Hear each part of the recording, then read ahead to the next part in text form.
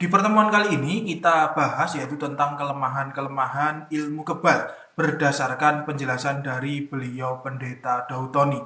Yang mana beliau ini dulunya itu adalah seorang dukun yang memang menguasai ilmu kebal yang asli, bukan ilmu kebal trik. Nah, agar pemahaman Anda tidak rancu dan tidak terjadi kesalahan pemikiran, bagi yang belum melihat video kami tentang ilmu kebal, maka silahkan untuk melihat dulu video kami tentang bab ilmu kebal. Linknya sudah kami cantumkan di deskripsi video ini. Silahkan untuk dilihat terlebih dahulu. Baiklah, mari kita mulai.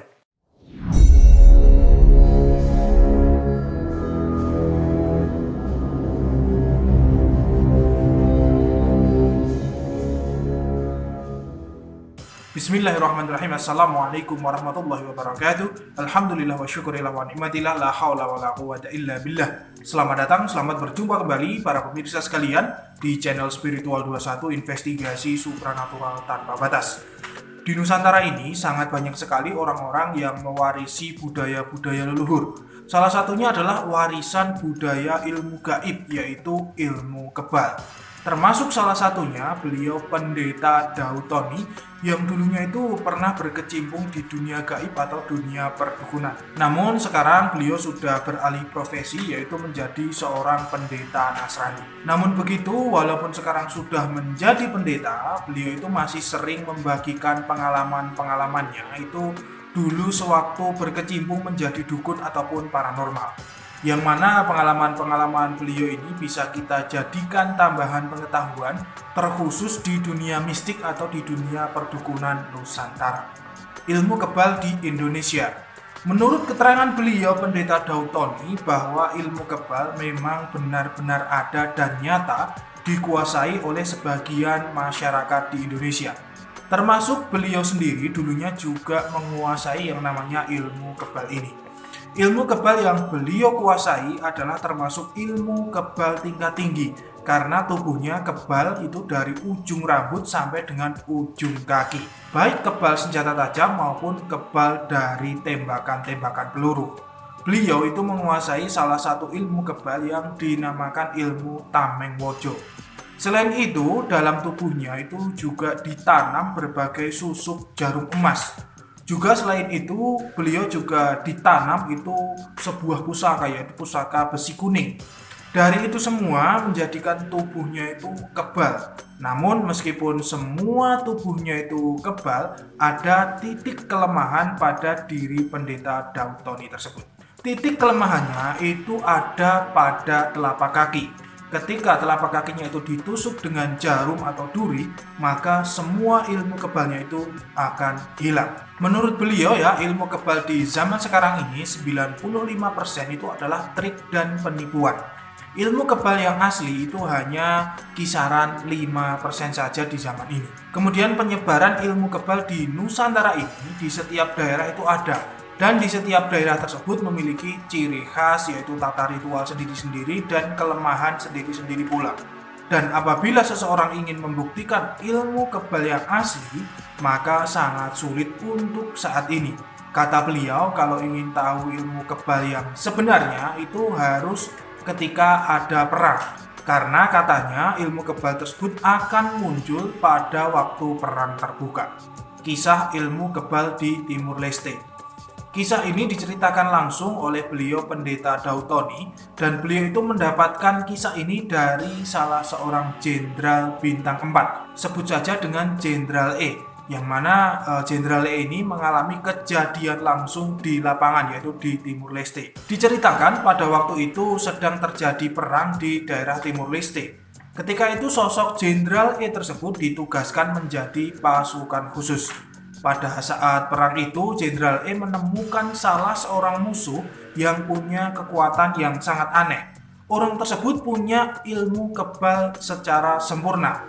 Sudah dihujami tembakan oleh sosok Jenderal E dan anggotanya, namun tidak ada satupun peluru yang bisa menembus tubuh orang ini. Padahal tembakan tersebut itu keluar dari senjata yang bukan senjata main-main, yaitu senjata standar Kopassus. Kemudian beliau Jenderal E itu mulai berpikir dan ingat dengan ayahnya, yaitu Jenderal S. Jenderal S ini adalah teman dari kakek beliau Pendeta Daud Tony yang merupakan seorang dukun ataupun spiritualis. Akhirnya setelah sejenak berpikir, diingatlah pesan ayahnya tersebut bahwa ilmu kebal peluru itu ada kelemahannya. Sampai akhirnya itu ditembaklah di salah satu bagian tubuh yang menjadi kelemahan orang tersebut. Dan akhirnya matilah orang itu. Kemudian setelah itu Jenderal E penasaran, lalu diperiksalah orang itu dan diketemukan peluru-peluru yang dihujamkan ke tubuh orang itu hanya menempel saja di bagian tubuhnya, terkecuali peluru yang ditembakkan di bagian kelemahan orang tersebut. Tingkatan-tingkatan ilmu kebal. Menurut penuturan beliau Pendeta Daud Tony, ilmu kebal itu terdiri dari beberapa tingkatan atau beberapa macam. Tingkatan yang pertama yaitu ilmu kebal asmaan atau ilmu kebal dengan mantra. Ilmu kebal ini bisa kebal tembak tetapi hanya kebal peluru godri ataupun senapan angin saja. Ilmu asmaan ini diisikan pada seseorang yang menginginkan ilmu kebal. Untuk batas kekuatan ilmu ini adalah 3 sampai dengan 6 jam apabila dites tembak terus-menerus. Maka apabila tes tersebut itu melebihi 3 atau 6 jam, maka ilmu kebal ini sudah tidak berfungsi. Kemudian tingkat yang kedua yaitu ilmu kebal pusaka, yaitu ilmu kebal yang dihasilkan itu dari sebuah jimat pusaka yang dibawa seseorang. Contoh seperti jimat kol buntet, lulang kebulandoh, merah delima, besi kuning, dan lain sebagainya.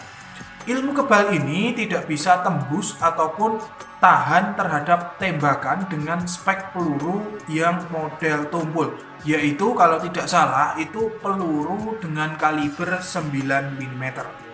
Namun akan tembus atau jebol manakala ditembak dengan peluru model lancip seperti peluru kaliber 5,56. Tingkat ketiga, ilmu kebal tanam pusaka, yaitu salah satu jenis ilmu kebal yang cara ritualnya adalah dengan menanam salah satu pusaka itu di dalam tubuh seseorang. Istilah mudahnya, pusaka tersebut itu dimasukkan ke dalam tubuh dengan ilmu gaib tertentu. Namun untuk menemukan jenis keilmuan ini lumayan susah, karena jarang sekali orang yang bisa memasukkan benda pusaka di dalam tubuh ini. Ilmu ini menurut Pendeta Daud Tony akan kebal peluru yang lancip atau peluru runcing yaitu kaliber 5,56. Namun akan tembus itu dengan peluru kaliber 7,62. Dan batas maksimum penembakan itu adalah 15 atau 20 peluru.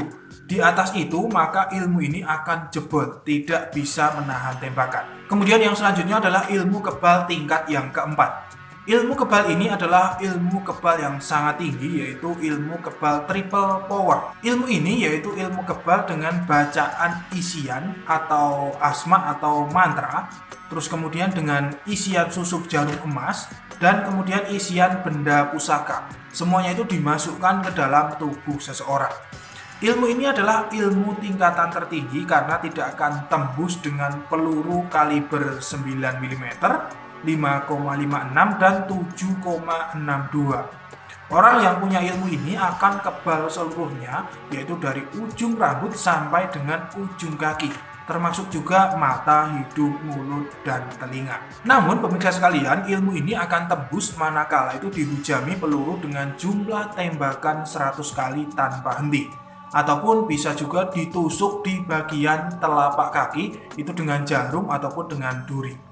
Menurut Pendeta Daud, ilmu kebal ini syaratnya itu memang cukup berat, yaitu orang yang punya ilmu kebal jenis ini harus merawat ilmunya. Cara merawatnya itu tidak boleh menikah selama hidupnya ataupun tidak boleh bersetubuh itu dengan siapapun juga. Kalau sampai menikah ataupun bersetubuh dengan seseorang, maka saat itu juga ilmunya langsung luntur seketika dan tidak bisa kembali lagi. Harus melakukan ritual dari awal kembali. Kelemahan-kelemahan ilmu kebal. Pendeta Daud itu menuturkan bahwa semua ilmu kebal itu ada kelemahannya masing-masing.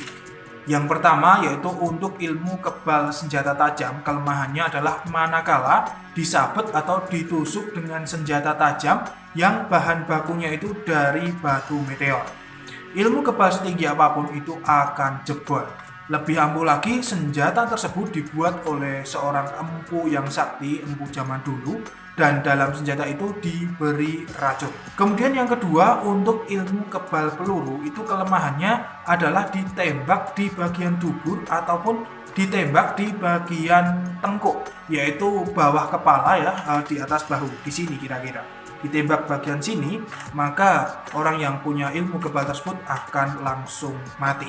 Kemudian yang ketiga, untuk ilmu kebal paling ampuh. Kelemahannya adalah orang tersebut ditenggelamkan dalam air sampai berjam-jam. Seampuh apapun ilmu kebal yang dimiliki, orang tersebut akan meninggal. Dikarenakan kodrat manusia itu tidak bisa bernafas dalam air sampai berjam-jam. Nah, itulah penjelasan-penjelasan yang bisa kami sampaikan atau kami rangkum berdasarkan penjelasan Pendeta Daud dalam videonya ketika diwawancarai. Di sini kami tidak bermaksud menyinggung siapapun, tetapi murni hanya untuk tambahan pengetahuan mengenai dunia mistik atau dunia perdukunan di Nusantara. Kurang lebihnya kami mohon maaf yang sebesar-besarnya. Saya Pati Nur Alam undur diri. Akan selalu ada misteri di dunia ini. Subhanakallahumma wa bihamdika asyhadu an la ilaha illa anta astaghfiruka wa atubu ilaik. Alhamdulillahirabbil alamin wa billahi taufiq wal hidayah wa ridha wal inayah. Wassalamualaikum warahmatullahi wabarakatuh. Salam spiritual.